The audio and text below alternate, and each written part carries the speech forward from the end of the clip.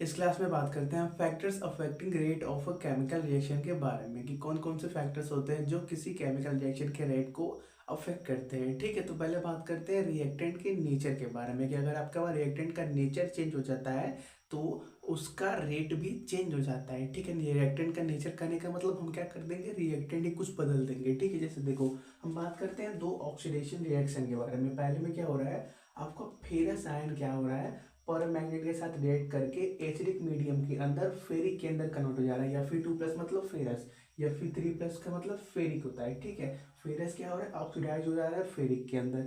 और दूसरे में क्या हो रहा है, आपका ऑक्जेलिक आयन ऑक्सीडाइज हो रहा कर दे रहा है खुद को कार्बन डाइऑक्साइड के अंदर। ठीक है, तो देखो हम बात करते हैं पहले रिएक्शन के बारे में। तो देखो इसमें क्या हो रहा है, आपका ये इसके साथ रिएक्ट करके मतलब फेरस आयन पर मैग्नेट के साथ रिएक्ट करके एसिडिक मीडियम के अंदर फेरिक आयन के अंदर कन्वर्ट हो जाता है। और दूसरे में क्या है, आपका ऑक्जेलेट आयन पर मैग्नेट के साथ रिएक्ट करके एसिडिक मीडियम के अंदर कार्बन डाइऑक्साइड के अंदर चला जाता है। ठीक है, ऐसा मान लेते हैं।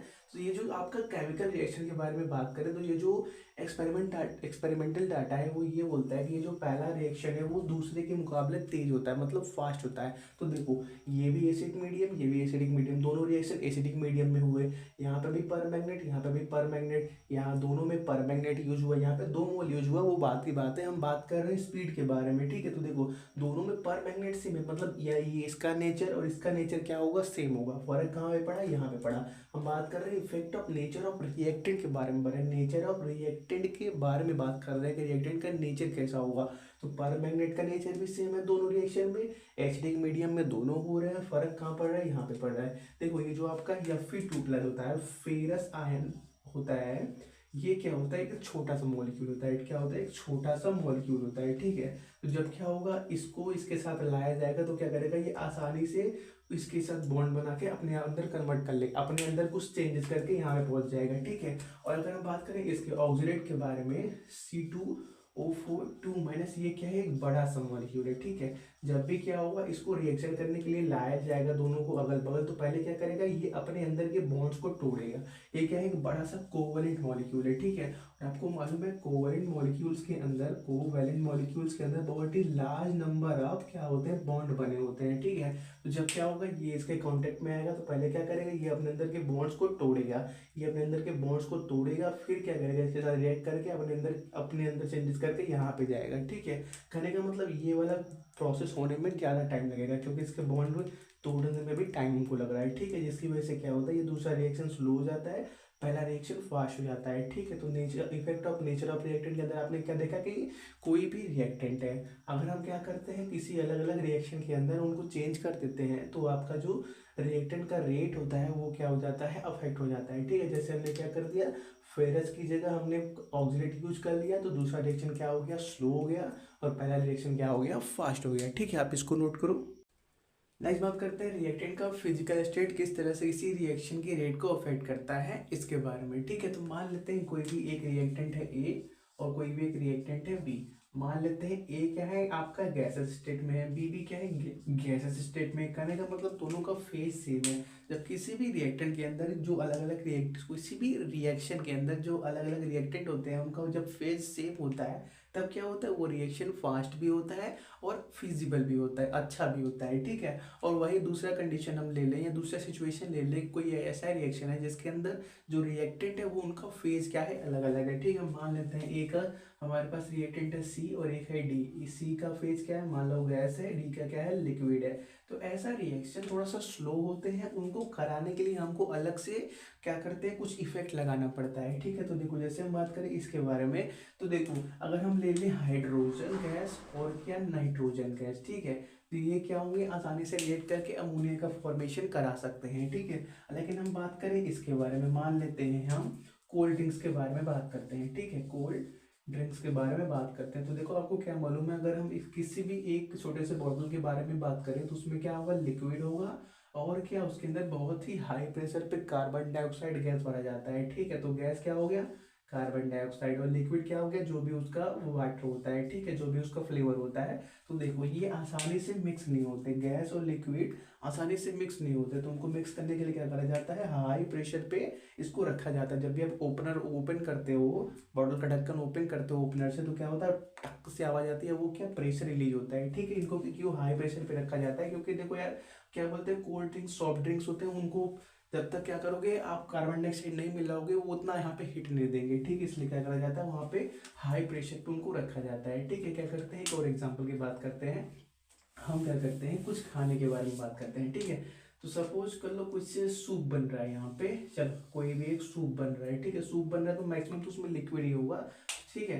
हम क्या करते हैं, इसके अंदर नमक डालते हैं, ठीक है। तो देखो, अगर हम क्या करें, छोटे छोटे पार्टिकल वाले नमक डालें, कहने का मतलब जो एकदम अपने फाइनली डिवाइडेड स्टेट में होता है, ऐसा नमक अगर इसके अंदर डाले तो आसानी से घुल जाएगा और जल्दी से गायब हो जाएगा। और अगर हम क्या करें, एक क्यूब शेप का नमक इसके अंदर डालें, तो ये क्या होगा, कुछ टाइम तक इसमें पड़ा ही रहेगा। मान लेते हैं हमने इसको क्या कर दिया, इसके अंदर डाल दिया, ठीक है, गैस चालू है, तभी तो क्या कर रहा है, वो धीरे धीरे गलता रहेगा, ठीक है। जब क्या होगा, ये क्यूब शेप का हम इसके अंदर डालेंगे, तो क्या होगा, उसका रिएक्शन करने का मतलब ये जो सूप का लिक्विड है, उसका रिएक्शन इस क्यूब के साथ क्या होगा, सिर्फ इसके सरफेस पे होगा, ठीक है। जैसे देखो, कोई एक सपोज कर लो यही नमक का टुकड़ा है, ठीक है, और हमने क्या कर दिया, इसको लिक्विड के अंदर डाल दिया। तो लिक्विड मतलब जो चीज़ आप बना रहे हो उसके अंदर डाल दिया, तो जो आपका लिक्विड और इसके अंदर रिएक्शन होगा, वो कहाँ को होगा, सिर्फ इसके सरफेस पे होगा। जो ये जो बाहर का पोर्शन दिख रहा है ना, सिर्फ उसी के ऊपर होगा, अंदर रिएक्शन नहीं होगा। क्यों नहीं होगा, क्योंकि देखो अंदर वहाँ पे कुछ पहुंच ही नहीं पा रहा है, तो रिएक्शन भी नहीं होगा।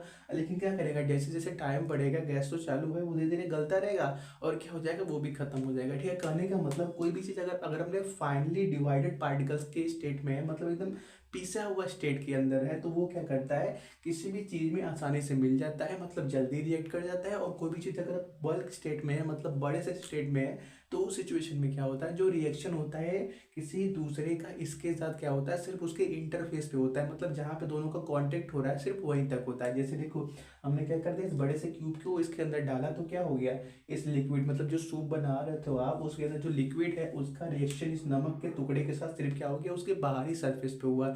बाहरी सरफेस को धीरे धीरे धीरे धीरे गलाता गया, तब वो अंदर पहुंचा, ठीक है।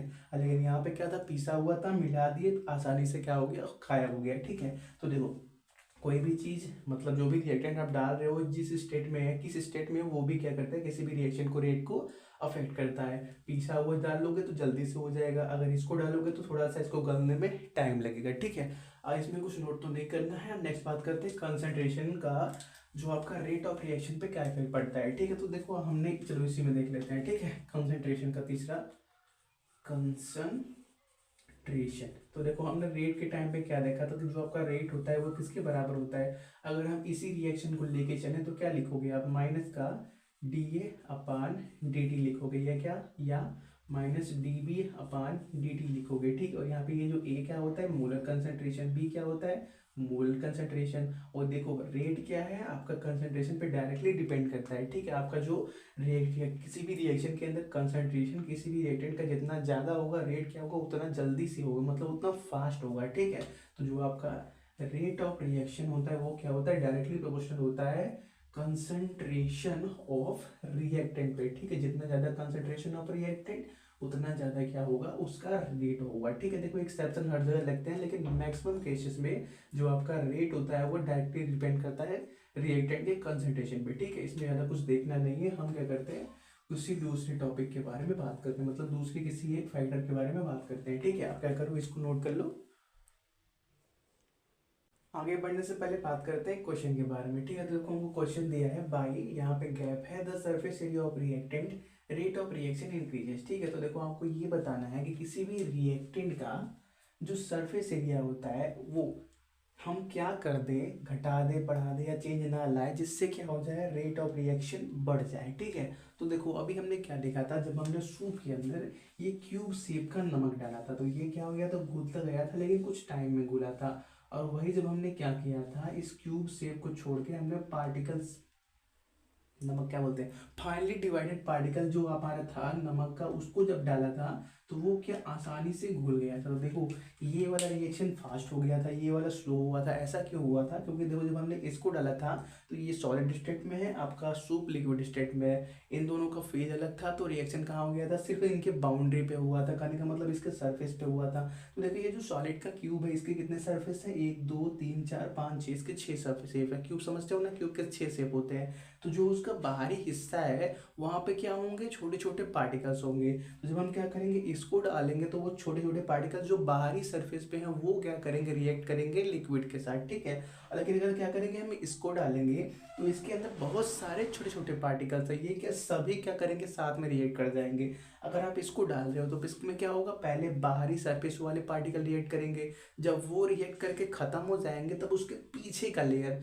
इसके उसके जो पीछे का लेयर होगा वहां पे जो पार्टिकल्स होंगे वो रिएक्ट करेंगे। जब वो खत्म होंगे तो उसके पीछे वालों की बारी आएगी। लेकिन यहाँ पे ऐसा कुछ नहीं है, सभी साथ में रिएक्ट कर जाते हैं, इसलिए यहाँ पे रिएक्शन स्लो होता है। तो यहाँ से यहाँ में क्या फर्क पड़ा, यहाँ पे सरफेस एरिया बढ़ गया। यहाँ पे क्या था, एक टाइम पे सिर्फ बाहर वाले रिएक्ट करते थे, यहाँ पे क्या सभी रिएक्ट कर जाते हैं। मतलब जब सरफेस एरिया बढ़ता है किसी भी रिएक्टेंट का तो रेट ऑफ रिएक्शन क्या हो जाता है, बढ़ जाता है, ठीक है। तो देखो हम क्या बोलेंगे, by increasing the surface area of reactant rate of reaction क्या हो जाएगा, बढ़ जाएगा, ठीक है। आप क्या करो, नोट करो इसको। नेक्स्ट बात करते हैं effect of temperature on a rate of reaction के बारे में, ठीक है। तो देखो जो आपका टेम्परेचर है किसी भी रिएक्शन को बहुत ही ज़्यादा क्या करता है, अफेक्ट करता है, किसी भी रिएक्शन के रेट को बहुत ही ज़्यादा अफेक्ट करता है, ठीक है। इसको क्या करेंगे, हम डिटेल में पढ़ने वाले हैं आरएनएस इक्वेशन के नाम से, जिसके ऊपर हमको क्वेश्चन भी करने हैं, ठीक है। तो क्या करेंगे, ये टॉपिक हम क्लास नहीं इस चैप्टर के लास्ट वाले पोर्शन में कवर करेंगे, ठीक है। अब स्टार्टिंग में बस इतना जान लो कि अगर हम क्या करेंगे, कोई भी रिएक्शन चल रहा है, अगर उसमें क्या करेंगे 10 डिग्री टेम्परेचर बढ़ा देंगे तो उसका जो रेट होता है वो ऑलमोस्ट डबल हो जाता है या ट्रिपल हो जाता है, ठीक है। तो बहुत ही ज़्यादा टेम्परेचर जो है वो किसी भी रिएक्शन के रेट को बहुत ही ज़्यादा अफेक्ट करता है, ठीक है। तो इसको आप बस नोट करके साइड में रख लो, इसको हम लास्ट में पढ़ने वाले हैं आरएनएस इक्वेशन के नाम से, ठीक है। आप नोट कर लो इसको। नेक्स्ट बात करते हैं इफेक्ट ऑफ कैटलिस्ट के बारे में, ठीक है। तो देखो कैटलिस्ट क्या होता है, इसके बारे में आपको पता होगा कि कैटलिस्ट एक ऐसा सब्सटेंस होता है जो क्या, अगर हम किसी एक रिएक्शन के अंदर ऐड करते हैं तो वो उस रिएक्शन पे क्या करता है, अफेक्ट डालता है, ठीक है। तो देखो अगर हम मान ले एक हमारे पास रिएक्शन है 2KClO3 है, हम क्या कर रहे हैं, इसको डिकम्पोज कर रहे हैं, तो हमको क्या मिलेगा, 2 मोल KCl मिलेगा प्लस 3 मोल O2 मिलेगा, ठीक है। तो अब हम क्या करते हैं, इसके अंदर एक सबस्टेंस ऐड करते हैं, कौन सा सबस्टेंस, MnO2 ऐड करते हैं, ठीक है। तो हमने क्या कर दिया, 2KClO3 के अंदर एक सबस्टेंस ऐड कर दिया MnO2, ठीक है। फिर भी रिजल्ट में तो ये यही दे रहा है, KCl और क्या, O3 यही दे रहा है, लेकिन इसका रेट और इसके रेट में फर्क है, ठीक है। देखो अगर इसके रेट को आप यक्स मानते हो तो इसका रेट यक्स के मुकाबले बढ़ जाता है, क्या होता है, यक्स के मुकाबले कुछ ए टाइम्स बढ़ जाता है। यहाँ पे एक है कोई कांस्टेंट मान लो, तो देखो जब भी कोई एक ऐसा सब्सटेंस आप किसी एक रिएक्शन के अंदर मिलाओ जो क्या उसके स्पीड को, मतलब उसके रेट को क्या कर दे, इंक्रीज कर दे, तो वो सब्सटेंस को हम क्या बोलते हैं, कैटलिस्ट बोलते हैं, ठीक है। तो कैटलिस्ट के लिए आप क्या लिख सकते हो, a catalyst is a substance, a catalyst is a substance that increases the rate of a chemical reaction, substance that increases the rate of a chemical reaction, the rate of a chemical reaction without participating it, without chemical reaction and remains unchange लिख दो, ठीक है। Reaction and remains unchanged afterward, ठीक है। किसी भी उस reaction को हो जाने के बाद उसके अंदर कोई भी इफेक्ट नहीं पड़ता, किसके अंदर, आपके कैटलिस्ट के अंदर, ठीक है। रिमेन्स अनचेंज्ड आफ्टर वाट, आफ्टर वाट का मतलब रिएक्शन को कंप्लीट हो जाने के बाद, ठीक है।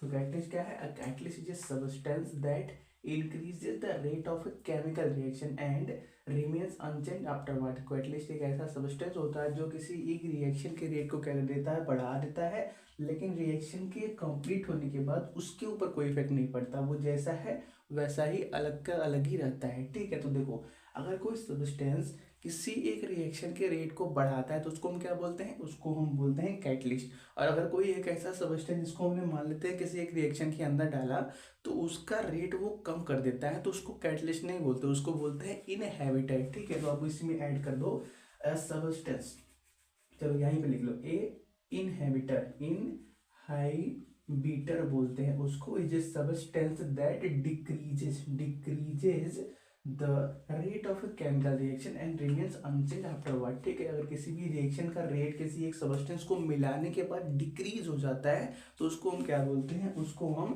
कैटलिस्ट नहीं बोलते, उसको बोलते हैं इनहिबिटर बोलते हैं। ठीक है, इनहिबिटर हमको पढ़ना नहीं है, ठीक है, वो जब आएगा तो देखेंगे, लेकिन अभी इस चैप्टर में हमको नहीं पढ़ना है। ठीक है, तो बस इतना जानते रहो, इनहिबिटर ऐसा सब्सटेंस होता है जो किसी एक रिएक्शन के रेट को कम करने में काम आता है। ठीक है, अब नेक्स्ट थोड़ी सी बात कर लेते हैं, जो हमने ये बात किया आफ्टरवर्ड की, जो आपका कैटलिस्ट है वो किसी एक रिएक्शन के कंप्लीट होने के बाद अलग हो जाता है तो कैसे हो जाता है, उसके लिए क्या किया है, इंटरमीडिएट कॉम्प्लेक्स थ्योरी दी गई है। ठीक है, किसी भी एक कैटलिस्ट का किसी भी एक रिएक्शन पे वर्क कैसे करता है या कैसे होता है और बाद में कि वो अलग हो जाता है, इसके लिए एक थ्योरी दी गई है जिसका नाम है इंटरमीडिएट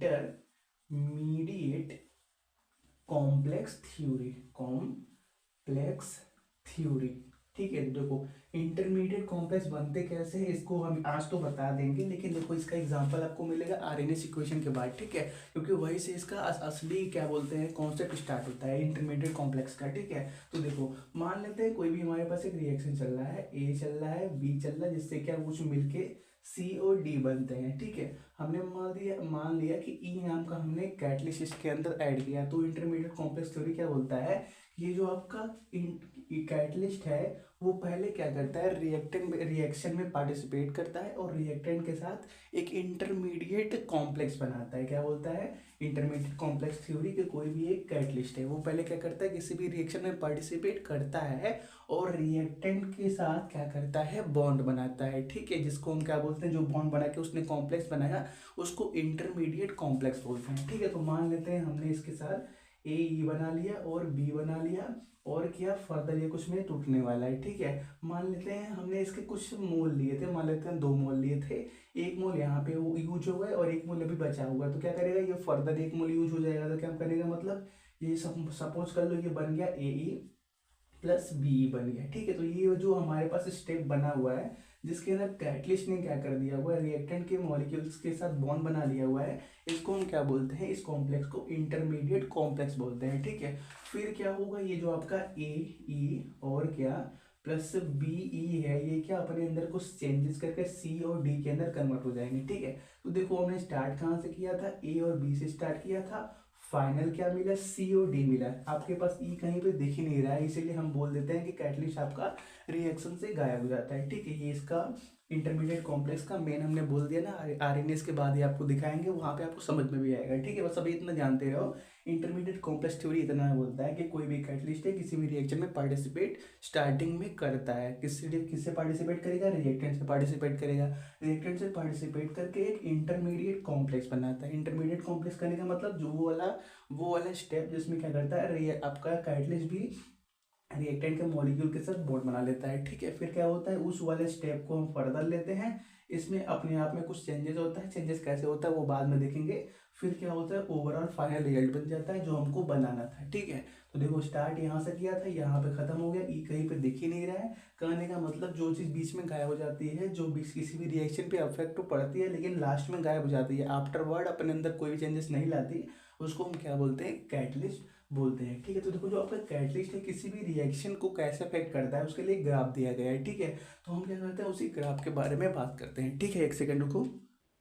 तो देखो हम बात करते हैं किसी भी एक रिएक्शन का, उसके एक्टिवेशन एनर्जी और पाथवे के बीच में जो कर्व बनता है उसके बारे में। ठीक है, तो देखो पाथवे मतलब यहाँ पे जो आपका रिएक्शन है वो जीरो है, मतलब स्टार्ट नहीं हुआ है, और जैसे जैसे टाइम बढ़ रहा है आपका रिएक्शन क्या अपने कंप्लीशन की तरफ आगे बढ़ रहा है। तो मान लेते हैं यहाँ पे कोई एक पॉइंट है जहाँ पे जाने के बाद वो क्या हो सकता है, इक्विलिब्रियम को अटैच कर सकता है, या मान लेते हैं कंप्लीशन को अपने जा रहा है, मतलब कंप्लीशन मतलब कंप्लीट होने की तरफ जा रहा है, यहाँ पे कोई पॉइंट है। ठीक है, तो यहाँ पे पहुँचने के लिए आपके पास 2 तरीके हैं, अगर आप क्या करते हो किसी भी एक रिएक्शन में कैटलिस्ट नहीं ऐड करते हो तो आप ऐसे ब्लैक रास्ते से जाओगे। अगर किसी भी एक रिएक्शन में कैटलिस्ट ऐड कर सकते हो तो आप ऐसे ब्लू रास्ते से जाओगे। तो देखो कौन सा रास्ता आसान है, ब्लैक वाला कि ब्लू वाला? आसान तो दोनों है। कहने का मतलब हम ये पूछना चाह रहे हैं कि किस रिएक्शन को जल्दी कौन सा पाथ आप जल्दी फॉलो कर सकते हो, तो ब्लू वाले को आप जल्दी फॉलो कर सकते हो, उसको यहाँ तक ही जाके आप यहाँ पे पहुँच सकते हो। ब्लैक वाले के लिए आपको पहले यहाँ पे जाना पड़ेगा, फिर यहाँ पे जाना पड़ेगा, ठीक है। तो देखो यहाँ पे ये मतलब क्या होता है, एक्टिवेशन एनर्जी। तो पहले बात करते हैं एक्टिवेशन एनर्जी क्या होता है इसके बारे में, ठीक है। तो देखो कोई भी रिएक्शन है वो ऐसे स्टार्ट नहीं होता, उसको स्टार्ट करने के लिए एक मिनिमम टेम्परेचर देना पड़ता है, ठीक है। जैसे देखो आपको भी मालूम है सन के अंदर फ्यूजन अपने आप होता है, तो वो अपने आप कैसे होता है, उसके अंदर एक पर्टिकुलर टेम्परेचर वो पहुंच जाते हैं अपने उसके मॉलिक्यूल रिएक्ट करके, जिससे क्या उसका उसके बीच में एक बार रिएक्शन स्टार्ट हो जाता है, ठीक है। फिर क्या होता है, एक बार रिएक्शन स्टार्ट हो गया तो अपने आप वो पूरा रिएक्शन कंप्लीट हो जाता है, ठीक, कंप्लीट होता रहता है, अभी तक तो वो हो ही रहा है, ठीक है। तो देखो अगर यहाँ पे हम बात करें इसके एक्टिवेशन एनर्जी के बारे में, मतलब इस रिएक्शन के एक्टिवेशन एनर्जी के बारे में, तो देखो कोई एक ऐसा टेम्परेचर, मिनिमम टेम्परेचर बोल दो, जहाँ तक पहुंचने के बाद वो रिएक्शन क्या हो जाए, स्टार्ट हो जाए, क्या हो जाए, स्टार्ट हो जाए, ठीक है। कोई भी रिएक्शन है अगर उसका एक्टिवेशन एनर्जी बोला गया है 50 डिग्री सेल्सियस, तो जब तक आप उसको 50 डिग्री सेल्सियस नहीं दोगे वो स्टार्ट नहीं होगा। जैसे गाड़ी है, जब तक उसमें पेट्रोल नहीं डालोगे वो स्टार्ट नहीं होगा। उसका एक्टिवेशन एनर्जी क्या है, बाइक का एक्टिवेशन एनर्जी क्या है, पेट्रोल है, ठीक है। वैसे इसका एक्टिवेशन एनर्जी क्या है, टेम्परेचर है। जब तक उतना टेम्परेचर पे नहीं ले जाओगे, जब तक उतना एनर्जी उसको नहीं दोगे, वो स्टार्ट नहीं होने वाला है, ठीक है। तो देखो हमने क्या कर दिया, पहले रिएक्शन में कोई भी कैटलिस्ट नहीं मिलाया, तब हमारे पास एक्टिवेशन एनर्जी कहाँ पे जा रहा है, कुछ इस पॉइंट तक जा रहा है, ठीक है। तो मान लेते हैं ये कोई पॉइंट यहाँ पर है, कुछ जो भी है कोई पॉइंट है जहाँ पे हम क्या, जहाँ तक पहुँचने के बाद हमको क्या मिल जा रहा है, इस रिएक्शन का एक्टिवेशन एनर्जी मिल जा रहा है, ठीक है। और वहीं पे हमने क्या कर दिया, अगर एक कैटलिस्ट मिला दिया तो हमारा एक्टिवेशन एनर्जी क्या हो जाता है, यहाँ तक बहुत ही कम हो जाता है, ठीक है। तो देखो यार अगर हमारे पास कम ही एनर्जी दे के रिएक्शन कोई भी कंप्लीशन की तरफ जा रहा है, अपने इक्विलिब्रियम की तरफ जा रहा है, तो वो अच्छा है कि बिना कैटलिस्ट का रिएक्शन अच्छा है, जहाँ पे हमको टेम्परेचर ज़्यादा देना पड़ रहा है। तो ये रिएक्शन अच्छा है ना, जिसमें क्या कम ही टेम्परेचर में हमारा रिएक्शन कंप्लीट होने की तरफ जा रहा है, ठीक है। तो देखो इक्विलिब्रियम का एक कंप्लीट होने की तरफ जा रहा है, ठीक है। तो देखो अगर आपको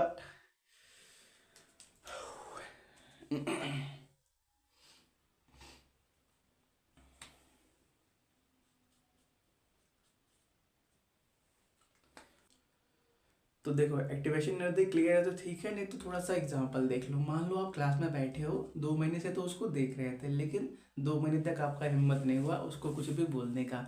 2 महीने बाद जाके जब आपने पहला बार अप्रोच किया कि हाय हेलो, तो आपका क्या हो गया, वो एक्टिवेटेड पॉइंट हो गया। जब आपने क्या किया, अपनी बात स्टार्ट किया, ठीक है। एक बार बात स्टार्ट हो गई तो उसके बाद तो सब अपने आप हो जाता है। वैसे भी ये उसी तरह ये रिएक्शन है, ठीक है। एक बार उतना टेम्परेचर मिल गया उसको स्टार्ट करने वाला, उसके बाद वो रिएक्शन अपने आप ही देख लेगा, ठीक है, उसको कहाँ तक जाना है, कहाँ तक जाना है, ठीक है। तो देखो अगर कैटलिस्ट नहीं ऐड करोगे तो आपको जब टेम्परेचर ज़्यादा देना पड़ेगा, मान लेते हैं ये टेम्परेचर आपका T2 है, ठीक है। अगर आप क्या करोगे, कैटलिस्ट यूज कर लोगे तो आपको एक कम ही टेम्परेचर T1 पे क्या मिल जाएगा, आपका एक ऐसा पॉइंट मिल जाएगा जिसके बाद जिस तक पहुंचने के बाद वो रिएक्शन अपने आप ही अपना पूरा काम कर लेता है, ठीक है। तो क्या करो आप इसको नोट कर लो, कुछ इंपॉर्टेंट पॉइंट है कैटलिस्ट के बारे में, हम उसके बारे में बात करते हैं, ठीक है। तो बात करते हैं some important points about catalyst के बारे में, ठीक है। तो देखो जो आपका कैटलिस्ट होता है उसका छोटे से छोटा amount, A small amount of catalyst can कैटलाइजेस a large amount of reactants. कोई भी अगर रिएक्शन है उसके अंदर रिएक्टेंट अगर आपके बड़े अमाउंट में, मान लेते हैं 100 किलो भी है, तो उसको कैटलाइज करने के लिए, कैटलाइज करने का मतलब उसका एक्टिवेशन एनर्जी जल्दी ही अचीव करवाने के लिए हमको ज़्यादा अमाउंट में कैटलिस्ट की जरूरत नहीं होती। कैटलिस्ट क्या होते हैं, बहुत ज़्यादा पावरफुल होते हैं, उनका छोटे से छोटा अमाउंट भी क्या कर सकता है, किसी भी एक बड़े अमाउंट के रिएक्शन वाले, बड़े अमाउंट के रिएक्शन मतलब क्या, जिसके अंदर रिएक्टेंट का अमाउंट बहुत ज़्यादा है, उसको जल्दी ही एक्टिवेशन एनर्जी उसका प्रोवाइड करने में, पहुंचाने में क्या कर देता है, हेल्प कर देता है, ठीक है। तो देखो बात करते हैं सेकंड पॉइंट के बारे में, पहला पॉइंट आप नोट करो। तो देखो सेकंड क्या है, it कैटलाइजेस the spontaneous chemical reaction but it does not कैटलाइजेस the non spontaneous reaction. जितने भी आपके कैटलिस्ट होते हैं वो स्पॉन्टेनियस रिएक्शन होने वाले, स्पॉन्टेनियस रिएक्शन मतलब ऐसे रिएक्शन जो खुद से हो जाते हैं, उनको जल्दी उनका एक्टिवेशन एनर्जी तक पहुंचाने में हेल्प कर सकता है। लेकिन ऐसे रिएक्शन जो खुद से नहीं होते, जिसको हमको अलग से हीट दे के कराना पड़ता है, उनके एक्टिवेशन एनर्जी पे, मतलब उनके उनके ऊपर हमारे कैटलिस्ट का कोई इफेक्ट नहीं पड़ता, ठीक है। तो देखो जो अभी हमने ग्राफ बनाया था उसके अंदर हमने क्या देखा था कि ये जो एक्टिवेशन एनर्जी और पाथवे के बीच का ग्राफ था, उसके अंदर एक कर्व हमारा कैसा था, कुछ ऐसा था जब हमने कैटलिस्ट यूज नहीं किया था। और दूसरा कर्व क्या हो गया था, कुछ हमारे पास ऐसा हो गया था जब हमने क्या कर दिया था, कैटलिस्ट यूज कर लिया था। ठीक है, ये टेम्परेचर कुछ T1 था, ये टेम्परेचर कुछ T2 था। ठीक है, तो हमने क्या बोला था, जो आपका टेम्परेचर है वो क्या T1 से T2 होगी, सॉरी T2 से T1 हो गया जब हमने क्या कर दिया, कैटलिस्ट यूज कर लिया। हमने स्टार्टिंग में क्या बोला था कि कोई भी रिएक्शन खुद से नहीं होता, उसको स्टार्ट होने के लिए एक एक्टिवेशन एनर्जी की ज़रूरत होती है। तो हम क्या बोला था, हमने क्या बोला था कि पहले हम उसको T2 टेम्परेचर तक पहुंचाएंगे। अगर हम T2 टेम्परेचर तक पहुंचा दिए, मतलब हम हीट दे दिए, तो वो रिएक्शन स्पॉन्टेनियस कहाँ रह गया, वो तो नॉन स्पॉन्टेनियस की कैटेगरी में आ जाएगा ना। तो देखो, जो जितने भी स्पॉन्टेनियस रिएक्शन होते हैं वो अपने से स्टार्ट कैसे होते हैं, उसको कोई सलाह नहीं लगाता। जैसे सन के बारे में बात करें तो स्टार्टिंग में ऐसा तो कोई था नहीं कि कोई गया था लगाने, वहाँ पे कोई नहीं गया था। वहाँ पे क्या होता है, सन है, उसके अंदर बहुत सारे छोटे छोटे एटम्स हैं, मॉलिक्यूल्स हैं। ठीक है, तो देखो आपने मैक्सवेल डिस्ट्रीब्यूशन लॉ पढ़ा होगा कि कोई भी अगर एलिमेंट का सिंपल भी है तो उसके अंदर अगर बहुत सारे एटम्स हैं, बहुत सारे मॉलिक्यूल्स हैं, तो सभी एटम्स का या फिर सभी मॉलिक्यूल का जो स्पीड होता है अलग अलग होता है। कोई बहुत तेज मूव करता है, कोई बहुत स्लो मूव करता है। ठीक है, जो आपका मैक्सवेल डिस्ट्रीब्यूशन कर्व था ऑलमोस्ट शायद कुछ ऐसा था, हमने भी कुछ साल पहले पढ़ा था। चलो जब आएगा तो आपको बताएंगे। ठीक है, कुछ का क्या होता है एकदम मिनिमम होता है, कुछ का स्पीड क्या होता है मैक्सिमम होता है। ठीक है, तो देखो हम क्या, शायद ऐसा नहीं था यार, छोड़ो, जब ये चीज़ आएगा तो हमने भी 11th में पढ़ा था। चलो छोड़ो, तो मैक्सिमम डिस्ट्रीब्यूशन में क्या बोलता है कि कोई भी आटम है उसके अंदर सैंपल में बहुत सारे आटम्स हैं, मॉलिक्यूल्स हैं, तो वो सबका क्या होता है, स्पीड अलग अलग होता है। कुछ का स्पीड बहुत ज़्यादा होता है, कुछ का बहुत कम होता है। तो जिनका स्पीड ज़्यादा होता है उनका एनर्जी भी ज़्यादा है, स्पीड ज़्यादा तो काइनेटिक एनर्जी भी ज़्यादा। तो उनका एनर्जी ज़्यादा है तो वो क्या करते हैं, इस एक्टिवेशन एनर्जी तक पहुंचने में मदद करते हैं। ठीक है, सन के अंदर क्या है, मान लेते हैं उसका एक्टिवेशन एनर्जी कुछ 10⁹ केल्विन है। ठीक है, क्या है, 10⁹ केल्विन है। तो देखो जितने भी एटम्स मॉलिक्यूल्स हैं वो तो बहुत छोटे छोटे होते हैं, उनका एनर्जी इतना तो हो नहीं सकता। लेकिन उनके अंदर कुछ ऐसे भी होते हैं जिनका एनर्जी इसके बराबर होता है और इससे ज़्यादा भी होता है। तो वो क्या करते हैं, सन को एक्टिवेट करने का काम करते हैं, मतलब उसके एक्टिवेशन एनर्जी को पहुंचाने का काम करते हैं। अब कोई भी रिएक्शन अगर एक्टिवेट हो गया, फिर क्या होगा, वो अपने आप ही अपना रिएक्शन आगे का देख लेगा। हमने क्या बोला था उस ग्राफ में कि कोई भी रिएक्शन अपने एक्टिवेटेड पॉइंट पर पहुंच जाता है तो अपने आप पूरा आगे का काम कर लेता है। ठीक है, जैसे आपने किया था क्लास में, तो देखो वैसे यहाँ पे भी है। ठीक है, तो देखो जो आपके स्पॉन्टेनियस रिएक्शन होते हैं उसको यहाँ पे हम नहीं प्रोवाइड करते हैं, T2 पे हम नहीं प्रोवाइड करते, वो खुद ही पहुंच जाता है। ठीक है, देखो T2 पे ऐसे पहुंच गया, अगर हमने कैटलिस्ट यूज कर लिया तो जो आपका स्पॉन्टेनियस केमिकल रिएक्शन है वो कम ही एक्टिवेशन एनर्जी पे अपने कंप्लीशन की तरफ मूव कर गया है। ठीक है, और कोई भी रिएक्शन अगर नॉन स्पॉन्टेनियस है, कहने का मतलब जो खुद से नहीं होता है, जिसको होने के लिए हम हीट देते हैं, तो उसके ऊपर कैटलिस्ट का कोई इफेक्ट नहीं पड़ता। उसका एक्टिवेशन एनर्जी जैसा शुरू में था, कैटलिस्ट का यूज करने के बाद भी उतना पे ही रुका रहता है। ठीक है, आई होप ये पॉइंट क्लियर हुआ होगा कि जो आपका एक्टिवेशन एनर्जी है वहां तक पहुंचने के लिए जो एनर्जी रिक्वायर्ड होती है उसको हम नहीं देते। आटम सॉरी, जो आपका जिस भी आप सैंपल की बात कर रहे हो उसके अंदर जो बहुत सारे आटम मॉलिक्यूल्स हैं वो अलग अलग स्पीड से मूव करते हैं, अलग अलग वेलोसिटी से मूव करते हैं, तो अलग अलग एनर्जी से मूव कर रहे हैं। तो जिनका एनर्जी ज़्यादा होता है वो क्या यहाँ तक पहुँचने में मदद करते हैं। अब एक बार वहाँ पे पहुँच गया उसके बाद तो वो खुद ही आगे आगे का रिएक्शन देख लेगा। ठीक है, तो देखो थर्ड पॉइंट है नेक्स्ट चैप्टर से, नेक्स्ट चैप्टर हमारा केमिकल इक्विलिब्रियम है ना। तो देखो ये उसको भी क्या बोलते हैं, जो कैटलिस्ट का इंपॉर्टेंट प्रॉपर्टी है हम यहीं पर देख लेते हैं, लेकिन इसके बारे में हम नेक्स्ट चैप्टर में देखने वाले हैं। ठीक है, तो देखो it also found that a catalyst does not change the equilibrium constant of A reaction. जो आपका कैटलिस्ट है वो किसी भी केमिकल रिएक्शन के इक्विलिब्रियम कांस्टेंट पे कोई इफेक्ट नहीं पड़ाता। rather it helps in attaining the equilibrium faster। ठीक है, जो कि ये कोई इफेक्ट नहीं पड़ता लेकिन क्या कर देता है, जो आपका इक्विलिब्रियम है उसको जल्दी अटेन करने में मदद करता है। ठीक है, faster, that is it catalyses the forward as well as backward reaction to the same extent. ये क्या करता है, जो उस रिएक्शन का फॉरवर्ड और बैकवर्ड रिएक्शन सेम एक्सटेंट पे क्या करता है, कैटलाइज करता है। ठीक है, so that the equilibrium state remains same but is reach early. जिससे क्या होता है, जो आपका इक्विलिब्रियम स्टेट है वो तो सेम रहता है लेकिन जल्दी ही अचीव कर लिया जाता है। ठीक है, तो देखो केमिकल इक्विलिब्रियम चैप्टर में हमने देखा है, थोड़ा सा अभी हमने स्टार्ट कर दिया है कि जो आपके जितने भी बोथ डायरेक्शन में मूव करने वाले रिएक्शन होते हैं उसको क्या बोलते हैं, रिवर्सिबल रिएक्शन। सिर्फ रिवर्सिबल रिएक्शन पे इक्विलिब्रियम का कॉन्सेप्ट लगाया जा सकता है, ठीक है। तो देखो जो रिएक्शन आगे बढ़ती है उसको हम क्या बोलते हैं, फॉरवर्ड रिएक्शन। जो रिएक्शन पीछे के डायरेक्शन में आते हैं उसको बोलते हैं बैकवर्ड रिएक्शन। तो देखो जब फॉरवर्ड रिएक्शन में मूव करेंगे उसके लिए भी इक्विलिब्रियम कांस्टेंट मिलेगा, बैकवर्ड रिएक्शन में मूव करेंगे उसके लिए भी इक्विलिब्रियम कांस्टेंट मिलेगा, मतलब उसके लिए भी इक्विलिब्रियम पॉइंट मिलेगा। तो ये जो आपका कैटलिस्ट होता है, जब हम क्या करते हैं किसी भी रिएक्शन में यूज करते हैं तो वो क्या उसके फॉरवर्ड बैकवर्ड को सेम टाइम पे सेम एक्सटेंट तक क्या करता है, चेंज करता है, जिससे क्या होता है उसकी ओवरऑल उसका जो ओवरऑल इक्विलिब्रियम कांस्टेंट है उस पर कोई इफेक्ट नहीं पड़ता है, ठीक है। आप क्या करो इसको नोट कर लो, इसको अच्छे से हम नेक्स्ट चैप्टर में समझने वाले हैं, ठीक है। बस इंपॉर्टेंट पॉइंट था कैटलिस्ट के बारे में इसलिए यहाँ पे पढ़ा हुआ है, ठीक है। आप क्या करो इसको नोट करो।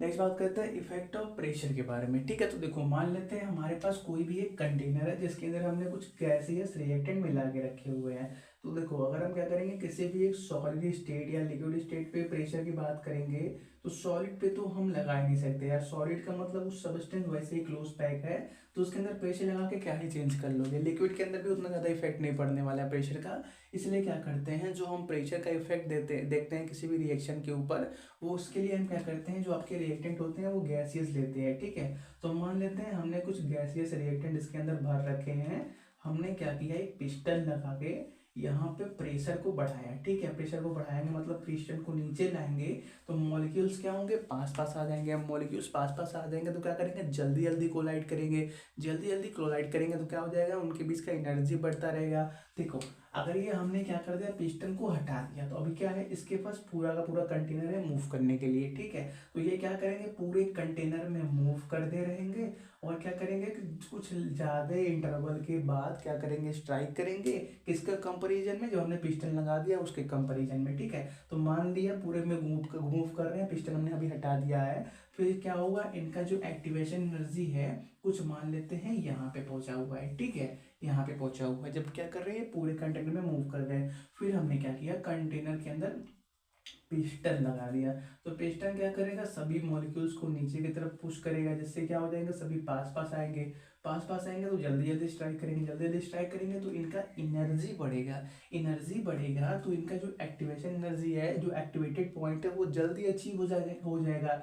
जब हमने प्रेशर बढ़ा दिया तो वो क्या करेंगे कुछ इतने टाइम पे भी बाद भी हो सकता है कि वो अपनी एक्टिवेशन एनर्जी को फाउंड कर लें, एक्टिवेशन एनर्जी को पा लें। तो ये क्या है जब हमने क्या कर दिया प्रेशर लगाया है, ठीक है। और ये क्या है विदाउट प्रेशर है, प्रेशर के बिना, ठीक है। तो प्रेशर जब नहीं होता है मतलब होता है उतना ज़्यादा नहीं होता क्योंकि कंटेनर बनते तो थोड़ा बहुत तो प्रेशर रहेगा, लेकिन जब उतना ज़्यादा नहीं होता तो वो क्या करते हैं कुछ टाइम बाद जाके मतलब जब उनका एनर्जी यहाँ तक पहुँचता है तब वो स्टार्ट होते हैं, वो रिएक्शन स्टार्ट होता है। लेकिन हम क्या करेंगे प्रेशर बढ़ा देंगे तो मॉलिक्यूल्स पास पास आएंगे, जल्दी जल्दी स्ट्राइक करेंगे, जिससे क्या हो जाएगा उनके बीच का डिस्टेंस कम तो उनके बीच का डिस्टेंस कम तो है ही, जल्दी जल्दी स्ट्राइक कर रहे हैं तो अपनी एनर्जी को बढ़ा रहे हैं, तो अपना एक्टिवेशन एनर्जी जल्दी को अचीव कर रहे हैं, जिससे क्या हो रहा है उस रिएक्शन का रेट क्या हो रहा है इंक्रीज हो रहा है। पहले यहाँ पे जाने पे स्टार्ट हो रहा है, अभी यहीं पे जाने पे स्टार्ट हो रहा है, तो उसका रेट क्या हो रहा है इंक्रीज हो रहा है। तो आप लिख लेना on increasing pressure in gaseous reactant the rate of reaction will be increases, ठीक है।